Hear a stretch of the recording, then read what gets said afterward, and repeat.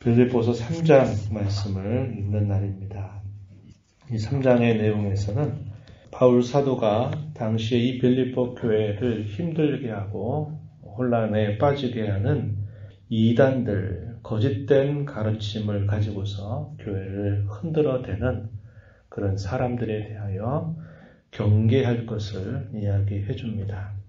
초대교회가 세워지게 될 때마다 가장 큰 위협을 교회에 끼쳤던 부류들이 율법주의자들이라고 부르는 사람들입니다. 그들은 유대주의자들이었고 그들은 구약시대에 할례를 받는 그것을 아주 가치 있게 여기고 모든 이방인들이 참된 구원을 받기 위해서는 예수 믿음으로만 충분하지 않고 거기에 그들이 유대인처럼 개종을 해야 될 것을 이야기하면서 반드시 할례를 지켜야만 되고 율법의 교훈들을 그것을 지켜 살아야만 된다. 이것을 계속적으로 이야기했습니다.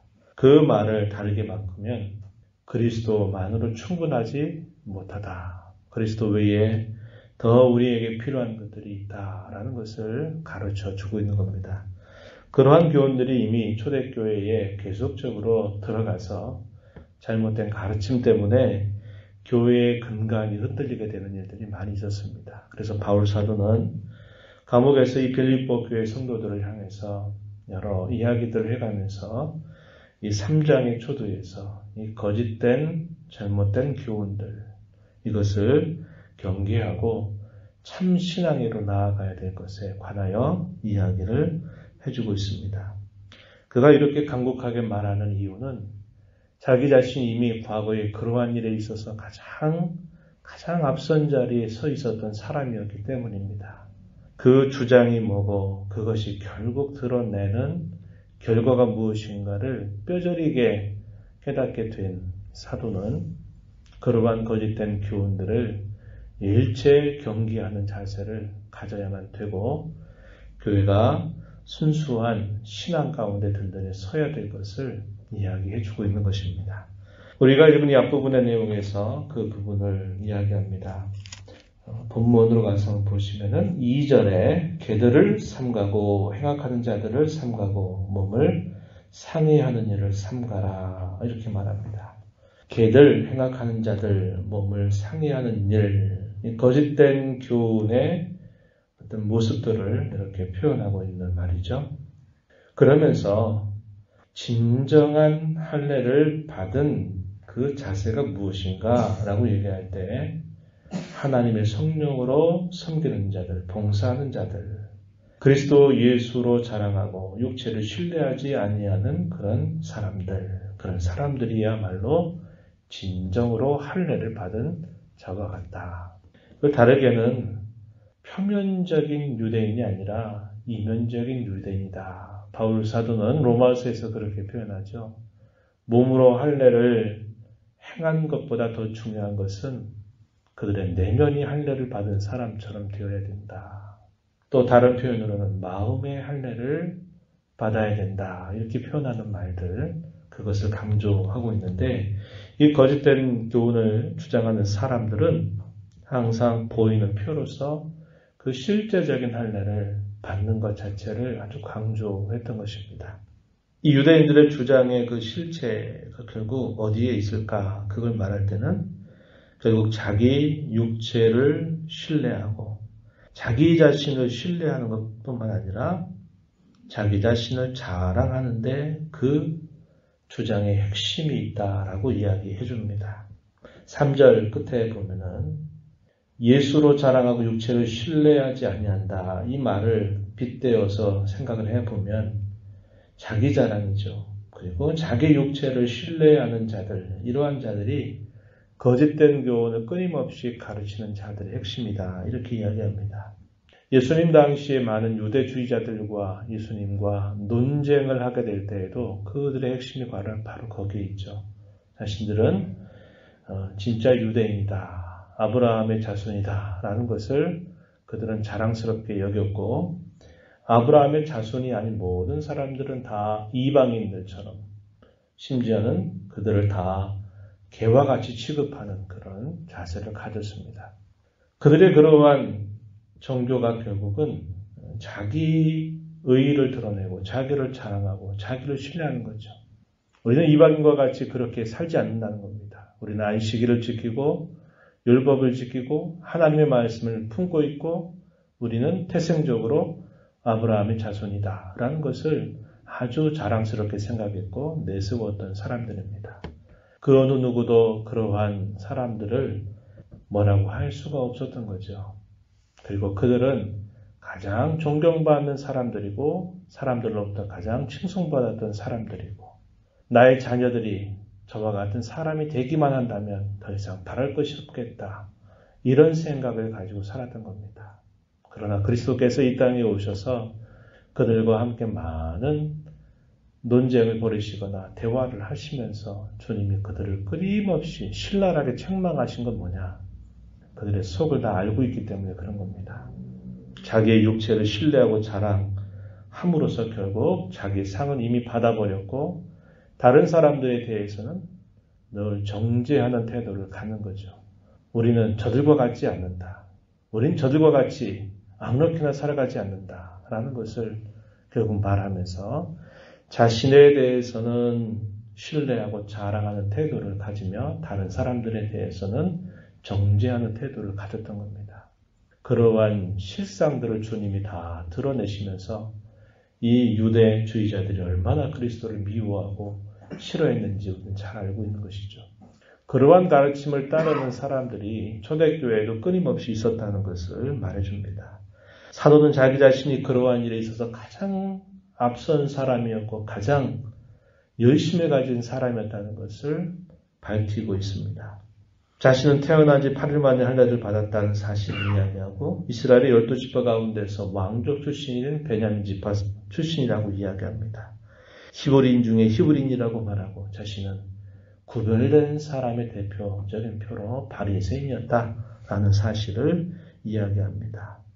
그가 가졌던 종교적인 열심은 율법의 의로는 흠이 없는 자로 살았다는 것을 이야기하고 그 열심은 마침내 예수 그리스도를 믿고 따르는 이 나사렛 예수를 따르는 사람들을 박해하는 일까지 그는 그걸 하나님을 향한 열심으로 감당했었다고 이야기합니다.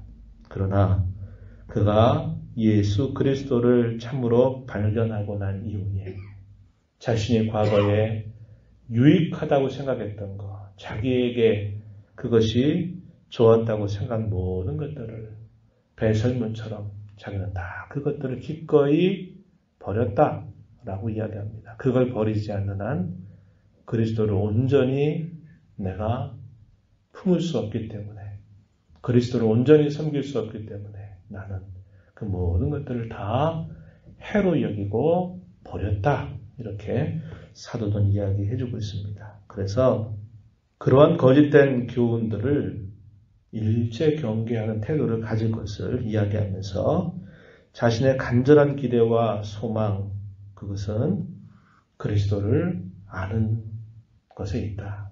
그리스도를 아는 것이야말로 가장 고상한 지식이다라고 이야기합니다. 그리스도를 알되 온전히 알기를 간절하게 소망하는 모습을 표현해 줍니다. 10절 가서 보면 내가 그리스도와 그 부활의 권능과 그 고난의 참미함을 알고자 하여 그의 죽으심을 본받아 어떻게 해서든지 죽은 자 가운데서 부활에 이르려 한다. 그리스도께서 이 땅에 오셔서 하신 그 모든 일들, 그것을 나는 더 깊이 알기를 원하고 본받기를 원한다. 이렇게 이야기합니다. 우리가 어제 읽었던 빌립보서 2장 5절로부터 11절 그리스도를 본받으라 이렇게 말하면서 그리스도께서 이 땅에 낮아지신 신분으로 오신 것, 다시 높아진 신분으로 올라가신 것, 주께서 이 땅에 사신 이 모든 것들은 우리 구원의 전부이면서 예수님을 구주로 믿는 성도의 삶의 전부가 된다. 이 사실을 강조한 바가 있습니다. 여기서도 그것을 이야기하고 그리스도를 온전히 아는 것을 자기의 인생에 있어서 그것이 곧 표대다.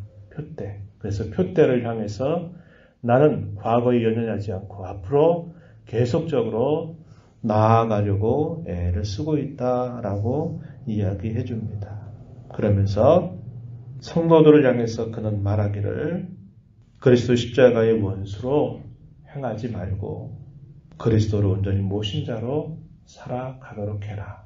땅의 일을 구하지 말고 하늘에 속한 자로, 하늘의 시민권을 가진 자로 살아갈 것을 이야기해 줍니다. 20절에 보면 우리의 시민권은 하늘에 있는지라. 우리는 구원자이신 예수 그리스도의 재림을 기다리면서 오늘을 살아간다. 재림 통해서 우리에게 이루실 놀라운 일을 우리는 기대한다 라고 이야기하기를 21절 마지막 절에 보니까 이렇게 말하죠. 그는 만물을 자기에게 복종하게 하실 수 있는 자의 역사로 우리의 낮은 몸을 자기 영광의 몸의 형체와 같이 변하게 하실 것이다. 그리스도께서 마침내 완성될 하나님의 나라가 임하게 될 그 재림의 때에 우리의 낮은 몸, 연약하고 쇠퇴해지고 또 기력이 쇠하고 청명이 없어지고 하는 그런 우리의 낮고 천한 몸을 자기 영광의 몸의 형체와 같이 변하게 하실 그때를 바라보면서 살아간다. 이렇게 사도는 이야기하면서 우리는 그러한 삶을 살아가야 될 자들이다. 이렇게 이야기를 해주고 있다는 겁니다.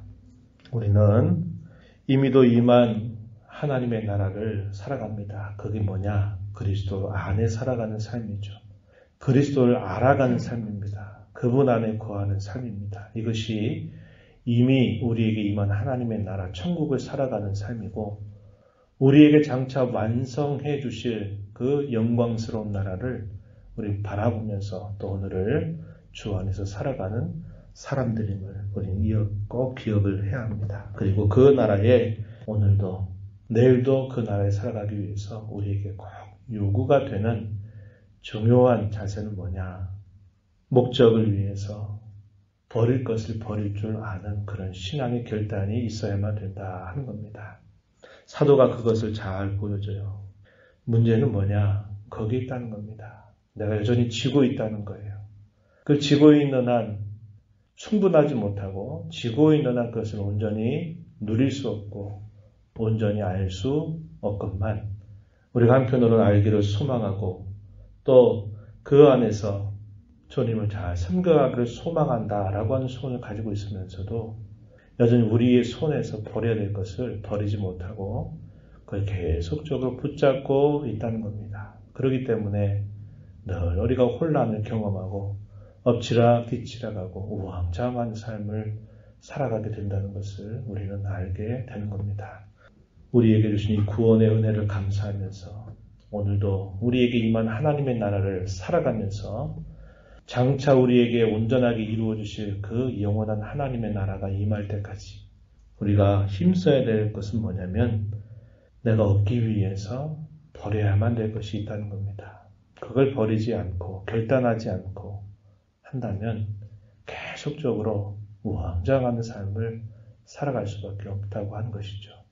우리 안에 있는 죄된 성품들, 욕심들, 끊임없이 우리를 드러내고 자랑하려고 하는 마음들, 그리스도 외에 다른 것들을 끊임없이 추구하려고 하는 그런 모든 것들은 우리가 빨리 버리는 결단과 함께 힘써 살아가야 되는 삶의 모습임을 잊지 말아야 합니다.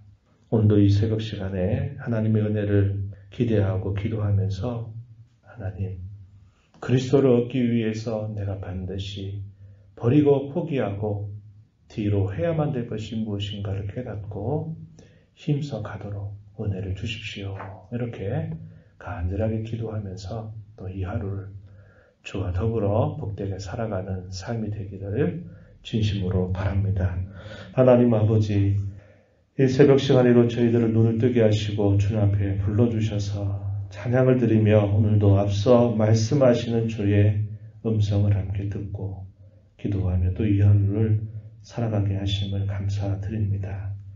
끊임없이 교회를 흔들어대는 거짓된 교훈은 사람을 신뢰하고 사람을 자랑하게 만들고 그리스도 외에 충분치 못하다는 것을 끊임없이 부추김으로 말미암아 교회의 근간을 흔들어댐을 보게 됩니다. 오늘 우리가 살아가면서도 하나님의 은혜를 말하고 강조한다고 하면서도 결국 우리 자신을 자랑하고 무엇인가를 드러내려고 하고 다른 사람들을 쉬이 정죄하려고 하는 그런 마음이 얼마나 저희들 모습 속에 많이 있는가를 발견하게 하시고 이런 모든 것들을 다 버리게 하시고 그리스도만으로 충분함을 깨달아 알게 하시고 바울 사도가 고백한 것처럼 내 주 예수 그리스도를 아는 지식이 가장 고상한 지식이고 내가 그것을 더 온전히 얻기 위해서 전에 유익하다고 했던 것들을 다 버린다고 그는 가르쳐주고 있습니다. 그리스도를 얻기 위해서 저에게 버려야 될 것들이 무엇인가를 깨닫고 날마다 버리는 결단을 주 앞에 행하면서 힘써가는 저희가 되게 하여 주셔서 이미 이 땅에서 임한 하나님의 나라를 살아가는 저희가 되게 하시고 장차 이루어 주실 영광스러운 그 날을 소망 중 바라보면서 힘써 살아가도록 도와주시기를 바랍니다. 은혜의 보좌 앞에 나와 아버지의 은혜를 구하며 이 하루를 살아가는 모든 심령들의 간구를 들어주시고 응답하여 주옵소서. 예수님 이름으로 기도하옵나이다. 아멘.